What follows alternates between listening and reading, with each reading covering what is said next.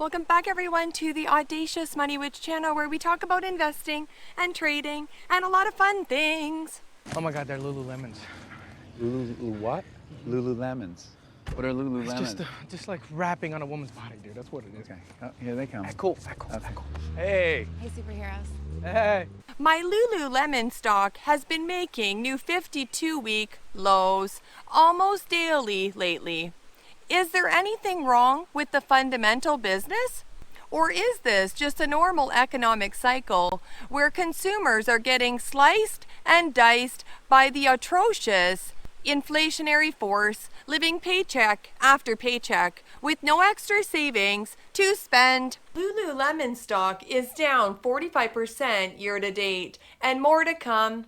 I think it's the deal of this decade. Jeremy is saying Lulu is done. I am here to dispel any myth that Lulu is going anywhere. I am going to prove it to you. I am going to show you some very encouraging things on top of their financial statements. Why I plan on buying a large lump sum of Lululemon stock at this price. I will tell you the levels on my Lulu chart later in this video. I made this video recently. It's about Jeremy Financial Education's Nike stock. It's down more than 30% after he bought it. The swoosh has faded in the final stretch. Weak consumer spending trends are revealing holes in Nike's business. But Lululemon are sprinting toward the finish line, in my opinion.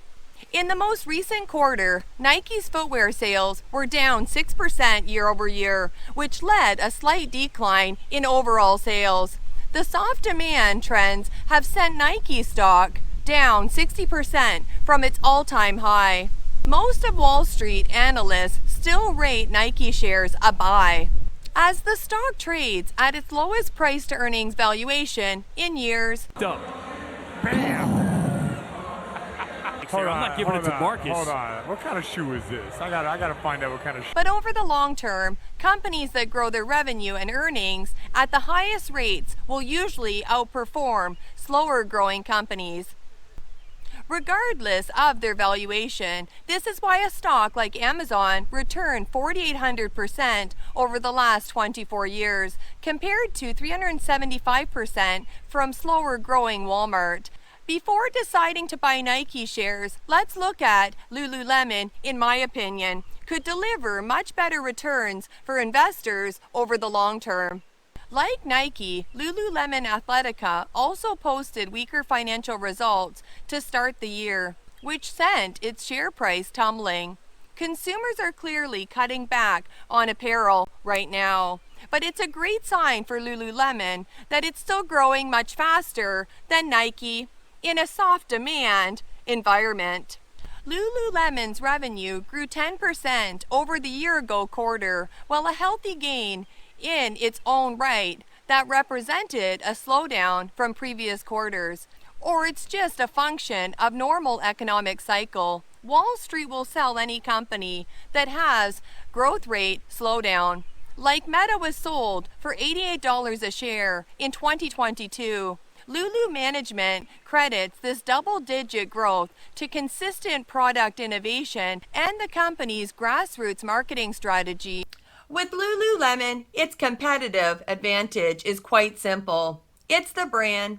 Branding is an asset that communicates information and invokes positive emotions in the customer, leading to an increased willingness to pay for that product.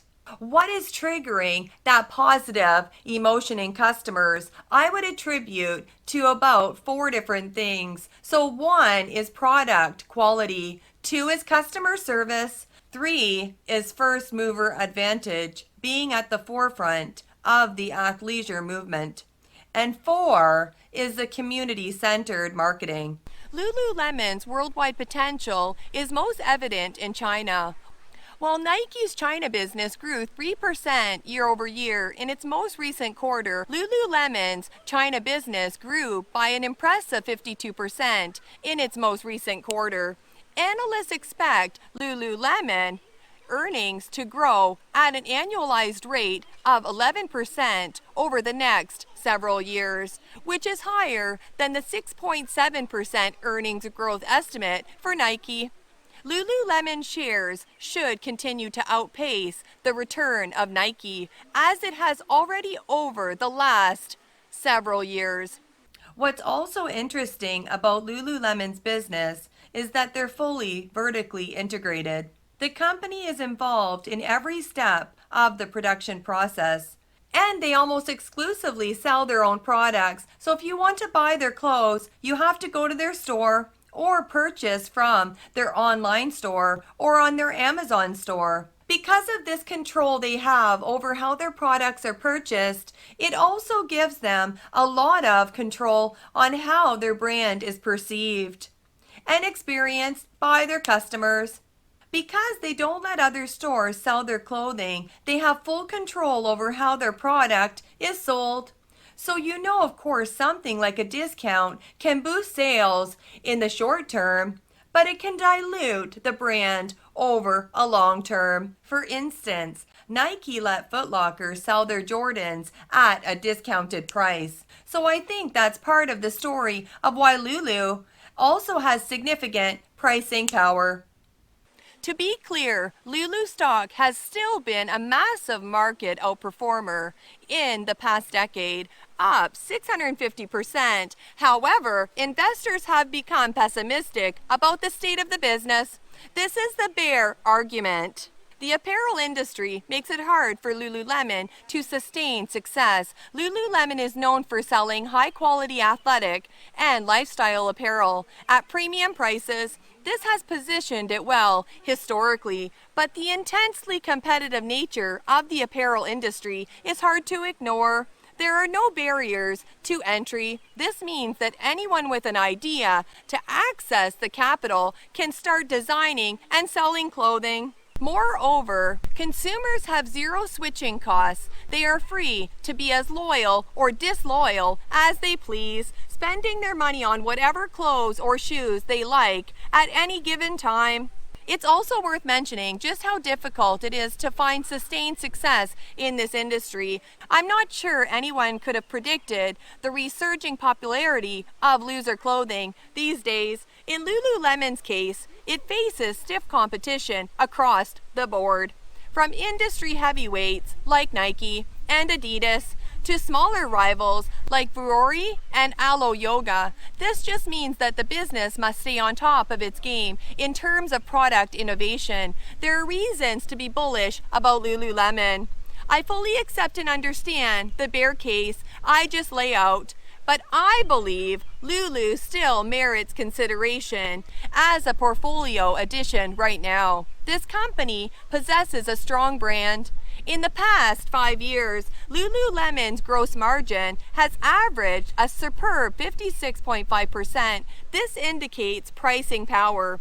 Since 2006, Lululemon has increased their revenue every single year, and they've had exceptionally high return on invested capital over that time period. So 2006 to today, that's 18 years, where they've been able to overcome the competition and grow.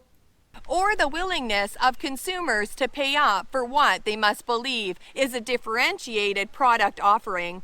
Lululemon is also very profitable, which you wouldn't immediately assume when looking at the stock's disappointing performance this year. The business generated $1.6 billion in free cash flow in fiscal 2023 on revenue of $9.6 billion, good for a fantastic margin of 16.7%. This allows management to continuously repurchase shares despite the recent sales slowdown. Lululemon is selling for just $33 billion and trailing net income of $1.58 billion. They have a PE ratio of 22.5 for a pretty rapidly growing brand and a forward PE of 19. Look at the quarterly revenue growth from 2019. That's pretty solid revenue growth. The most recent quarter, they had 10.4% year over year. That's pretty solid revenue growth in a time when the consumer is stretched by inflation. And interest rates are high. What do you think's going to happen when the interest rates drop and people have more money in their pockets? When they refinance all of their debts, they're probably going to spend it at Lulu. And who shops at Lulu? Upper income women, who is one of the highest earning demographics, young women that don't have kids and aren't married. What are they going to buy? They're probably into fitness, and they're probably going to buy a pretty powerful brand name. Let's go ahead and look at the gross margin. Gross margins are stable, so there's really not a lot of competition eating away at their margins, and a very solid profit margin in the most recent quarter of 14.55%. That's pretty good. Lululemon really doesn't have that much debt, except for mostly leases. So they've been buying back shares, and they've actually been accelerating share repurchases. It looks like this company isn't doomed, like Jeremy said. They got solid revenue growth, fantastic balance sheet, solid operating cash flow growth, and solid margins that are not declining. And this company actually has a bright future. What we do notice about their balance sheet, they have $1.9 billion of cash and $127 million of accounts receivable. That's almost $2 billion just of cash. Their current debts that are due within a year, are only $1.38 billion. They could pay all of it off, their current debts, with their cash. Let's look at their long-term assets. They have about $1.5 billion in property, plant equipment, that's stores, etc. And they have $1.2 billion of right-of-use lease assets. They have some of the buildings they own, and some of the buildings they lease. When you lease a building, you have to record a right-of-use asset and a right-of-use liability. Because you're using an asset, the building that you're leasing, and you have a future obligations related to using that building, which is the liability. Look at their long-term debt. It's basically non-current lease liabilities. This is lease expense that they're going to have to pay in the future. They lease buildings and they owe money on it, but they have solid cash flow. They can afford their leases. They don't have any really other long-term debt. Really solid, very powerful balance sheet. This isn't just a US company. This is a global company. I don't see what the issue is with a 19 PE for a solid brand like this. That's raining money, man.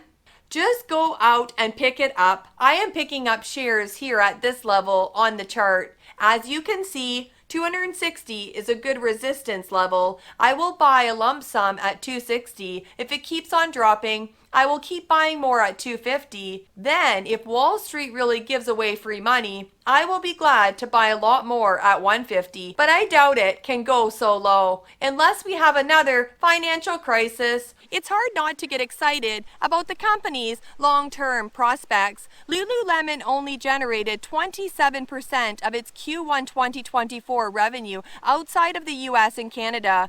Consequently, international markets, particularly China, present a huge opportunity. Lululemon's slight discount to the overall market might not be warranted. According to Wall Street consensus analyst estimates, the business is expected to grow revenue and earnings per share at compound annual rates of 10.9% and 11.7% respectively between fiscal 2023 and fiscal 2026. This favorable outlook is yet another reason to buy Lululemon stock. Overall, I'm pretty bullish on this company. Amazing balance sheet, solid revenue growth, China exposure, global diversification, and they're reaching out to men. I believe this stock can easily 10x, not even joking, over the next decade. What are your thoughts? Let me know in the comment section below. If you enjoyed my analysis, don't forget to subscribe to my channel and hit the like button. Also consider buying my books on Amazon. The link is down below.